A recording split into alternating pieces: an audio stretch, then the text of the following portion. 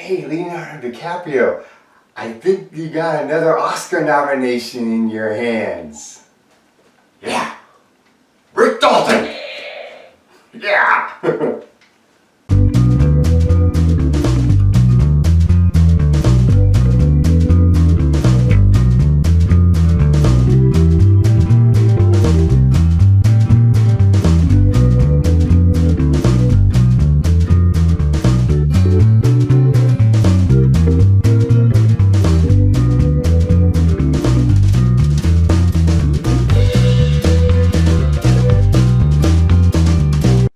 Once Upon a Time in Hollywood, directed by Quentin Tarantino, the man that directed Reservoir Dogs, Hateful Eight, Pulp Fiction, and a whole bunch of other great movies over the years. This is his 9th film, and it is another very good film starring Leonardo DiCaprio as Rick Dalton, an aging actor that sees himself to be a has-been, and he has his stunt double with him, Brad Pitt's character Cliff Booth, who hasn't worked as a stuntman in a very long time, and he's been trying to get some stunt work, but he has a skeleton in his past that's been preventing him from becoming a stunt double, and nobody really wants to work with this guy because of the skeleton in his past, so he really wants to get some work. He also has a tendency to cause some trouble on the set. You do see an example of that in one of the scenes in the movie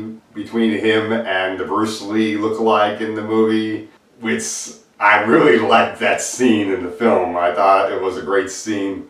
And Margot Robbie in the movie plays Sharon Tate, who is famous for being one of Charlie Manson's murder victims. She doesn't get killed in the movie, but all the scenes in the movie that she has are sort of a tribute to this very important woman in Hollywood history.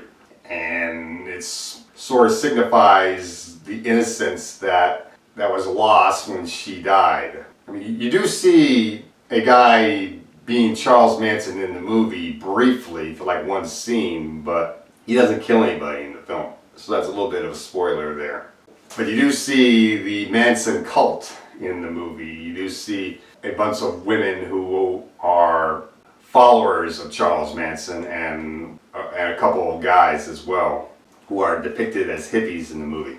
One of them is played by Dakota Fanning, another one is played by the daughter of Uma Thurman and Ethan Hawke, Maya Thurman-Hawke, who is also in Stranger Things. Although she looks a little bit different in this movie. I think they dyed her hair a different color, so I didn't even recognize her. I didn't realize she was in this movie until somebody pointed out that she was in the film, playing one of the members of the Manson cult. Margaret Qualley plays one of the Manson cult members, and she was pretty good in the movie. You also have Zoe Bell, who shows up in the film. She's very good. He plays Roman Polanski. Roman Polanski is the guy that is married to Sharon Tate. Emile Hirsch plays someone that works with Roman Polanski. He's really good in the movie too. And Al Pacino plays a producer in the film, and they got Timothy Oliphant who plays the director, James Stacy. He's really good.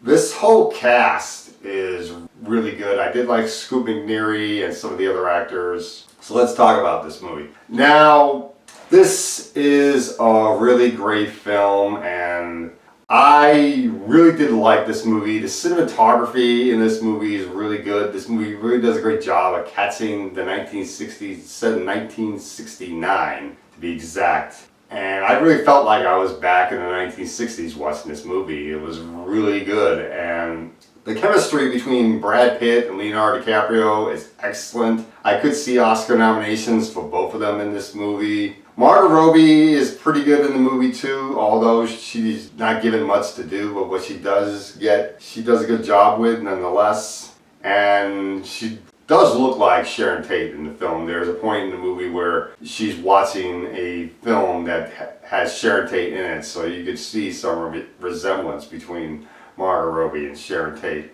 They did a good job recreating actual scenes from other movies within this movie. They recreated a scene from The Great Escape. They recreated a scene from from some other films, and I did like all the scenes where Leonardo DiCaprio was reading his lines, playing a bad cowboy. That was pretty cool. And the scene that he has with the little girl, played by Julia Butters, was really good in the movie too. I really did like her in the film, which is the scene you've seen in the trailer where she whispers in his ear of how great of an actor he is. There's a whole lot more to that. She and Leonardo DiCaprio share 2 scenes in the movie which are done really great. And I really did like this movie. Kurt Russell shows up in the movie too, and he's really good. But let's talk about the negatives, because even though this is such a great movie with so many great actors, even Luke Perry shows up in this movie briefly. This movie does have some flaws in the film. One of the main flaws with this movie is the length of this movie. You do tend to feel the length of the film. You do feel like maybe they could have edited a couple things out, perhaps. I think one of the scenes that they could have edited out was the scene that they show in the trailer where Leonardo DiCaprio is dancing like this. That scene probably could have been cut out, or maybe there was some other areas that could have been shortened a little bit so they didn't have to feel so long, perhaps, or you didn't have to cut back to one scene so many times, maybe. But overall, I did like this movie. I really think people should check this movie out. So I'm gonna give this movie a B+. It's definitely worth checking out, and that's all I gotta say for Once Upon a Time in Hollywood, directed by Quentin Tarantino.